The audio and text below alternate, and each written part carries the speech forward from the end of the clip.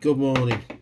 So I'm just going to show you this morning my method for tying on the triggers onto my Putange traps. As everybody who uses these traps knows, you need to tie the triggers on, otherwise when they fly off, when they come off, when they're activated, they fly off and you'll never find them again. So, and since I've started using these Putange traps, I've been tying my triggers on with fishing line. So that's what I'm using, that a friend of mine who's a fisherman gave me. It looks perfect, but like me, if you're not very good at fiddly stuff, tying knots and stuff, then it can be a bit of a pain in the arse. So by sort of more by fluke than design, I've found a way of tying these on which seems reasonably reliable and also ends up with a trigger in around the correct place without having to tie knots in it and all the rest on it. So the way I do it, I start off at the end, at my primary end. Start off with, I just try my trigger on.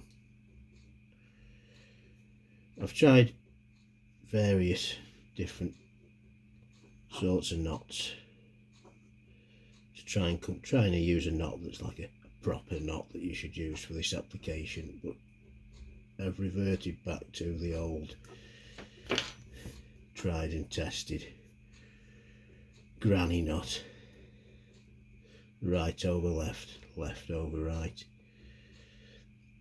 So whilst it might not be listed in the Knot Aficionado's book of knots, I find it works fine for me. It's easy enough to tie, especially if you've got sausage little fingers like me.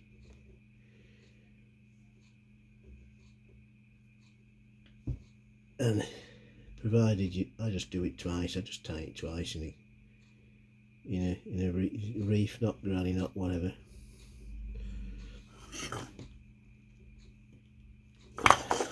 Pull it tight.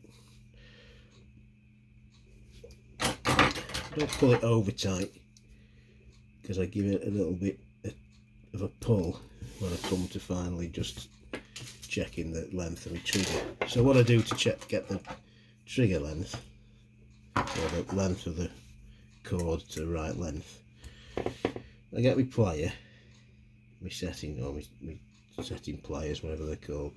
I set it right to the end of the trap. Put my trigger in, and then just push that to that end, so that's held at that end, and then just squeeze the trigger just to hold the trap in that position, which is approximately the right position you want. So take the cord. I always cut it over long to give me plenty to play with. And then thread it through the hole here. Right, and then I just tie it in my first overhand, or whatever it's called, knot, left over right. In fact, I've gone right over left here first.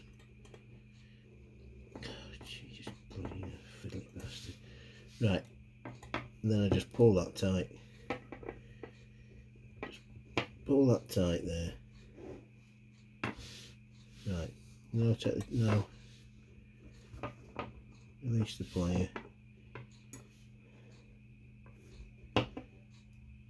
Take the trigger off. Keep it to the same position.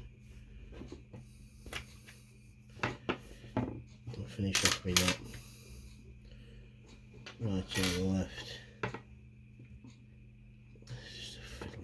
See, even this simplest of knots causes me difficulties due to the fact that I'm ham-fisted and got no patience. So then there we go, right over left, left over right. Come here, you bugger.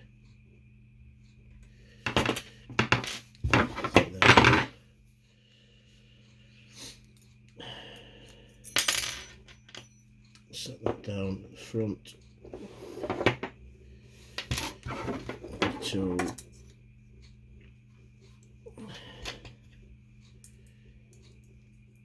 that, probably just about just about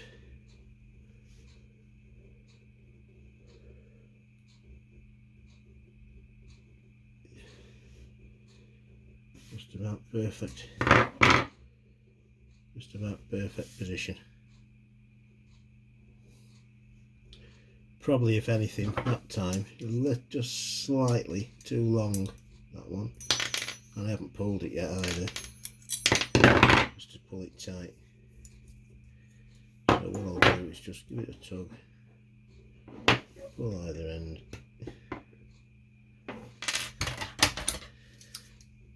cut off the excess, try that one again.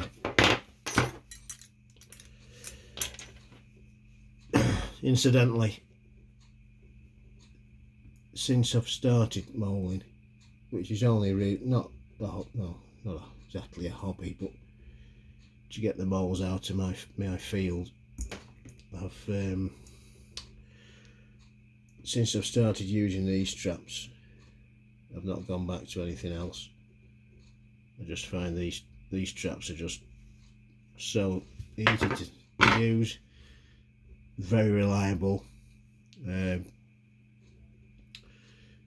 I've caught 2 moles in the same run with these traps, with one way in the trap, one the other way. So I just think they're for me, I just think they're the best. They're just the best traps. Yeah, so there you go. There's my simple video to tie in your triggers on.